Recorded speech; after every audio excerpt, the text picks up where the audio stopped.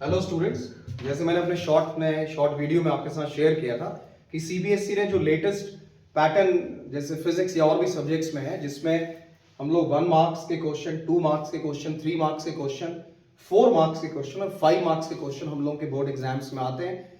ये पैटर्न है जो आप लेटेस्ट सैम्पल पेपर में भी देखेंगे। अब चूंकि समय बहुत कम है तो मैं बच्चों से ये रिक्वेस्ट भी करूंगा और उनको ये मोबिलाइज भी करूंगा कि वो लोग स्पेसिफिकली सेलेक्टिव पढ़ें। जैसे 1 मार्क्स में हमारे एमसीक्यूज हैं, वेरी शॉर्ट 1 मार्क्स क्वेश्चन, जिसमें हमें अगर फॉर्मुलेज याद हैं तो डायरेक्ट फॉर्मूला बेस्ड न्यूमेरिकल्स हैं और 1 वर्ड आंसर क्वेश्चंस होते हैं जिनको हम बहुत इजीली हम उसको रिप्रेजेंट कर सकते हैं, प्रोवाइडेड कि आपने फॉर्मुलेज और कॉन्सेप्ट्स एक बार पढ़े हो। 2 मार्क्स में शॉर्ट टाइप क्वेश्चंस में न्यूमेरिकल्स हो सकते हैं, डेफिनेशंस हो सकती हैं। बच्चे यूनिट्स नहीं देखते। यूनिट, आप कोई भी फिजिकल क्वांटिटी की यूनिट कब याद करेंगे? जब आपको उसका फॉर्मूला याद होगा। फॉर एग्जांपल हम लोग कैपेसिटेंस की यूनिट फैरेड पढ़ते हैं और हमें जनरल फॉर्मूला पता है Q is equal to CV।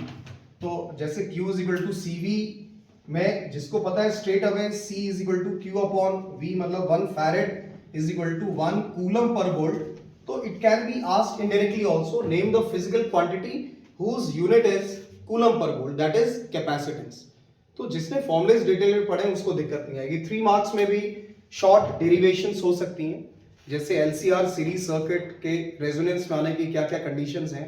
Modern physics में photo electric effect based numericals हो सकते हैं, डी ब्रॉगली इक्वेशन में डायरेक्टली बेस्ड हो सकते हैं, फोटो इलेक्ट्रिक में ग्राफ्स हो सकते हैं, और इम्पैक्ट पैरामीटर है रदरफोर्ड थ्योरी में, डिस्टेंस ऑफ क्लोजेस्ट अप्रोच है।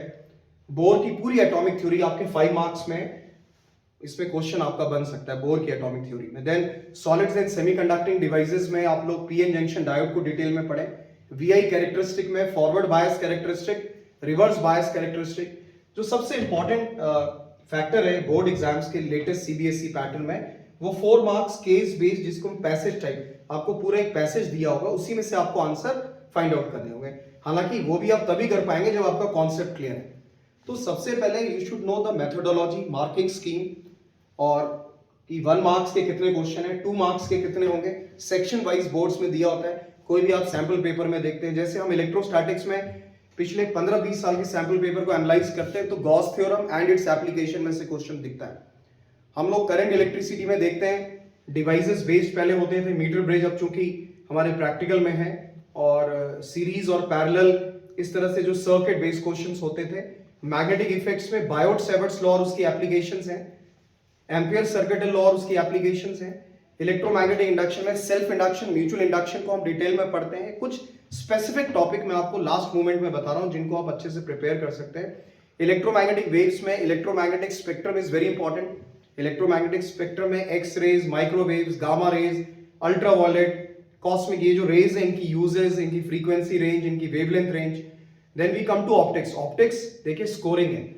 रे ऑप्टिक्स में it is all about ray diagram. अगर आप रे ऑप्टिक्स में देख रहे हैं तो 5 मार्क्स में या 3 मार्क्स में आपका कोई एक ऑप्टिकल इंस्ट्रूमेंट आ सकता है। Simple microscope, compound microscope, telescope. Telescope में भी रिफ्रैक्टिंग टाइप और रिफ्लेक्टिंग टाइप। तो रे ऑप्टिक्स है तो you will have to draw the ray diagram. आप अपने आंसर को कैसे प्रेजेंट करते हैं ये इंपॉर्टेंट है। वेव ऑप्टिक्स में Huygens wave theory, use of Huygens wave theory to explain the laws of reflection और refraction. Then interference and diffraction. Interference और डिफ्रैक्शन का थ्योरी 5 मार्क्स के या 3 मार्क्स के क्वेश्चन में ये इंपॉर्टेंट टॉपिक बनता है। तो all that you have studied, but अब कुछ आपको सिलेक्टिवली टॉपिक्स पढ़ने की जरूरत है। ऑप्टिक्स में रे और वेव आपने अच्छे से देख ली। मॉडर्न फिजिक्स में न्यूक्लियस में आप mass defect, binding energy curve, nuclear fission, fusion, थोड़ा सा रेडियो एक्टिविटी का एक यूनिट, मतलब कुछ पार्ट जो उसका एनसीईआरटी में है उसको आप लोग देख सकते हैं।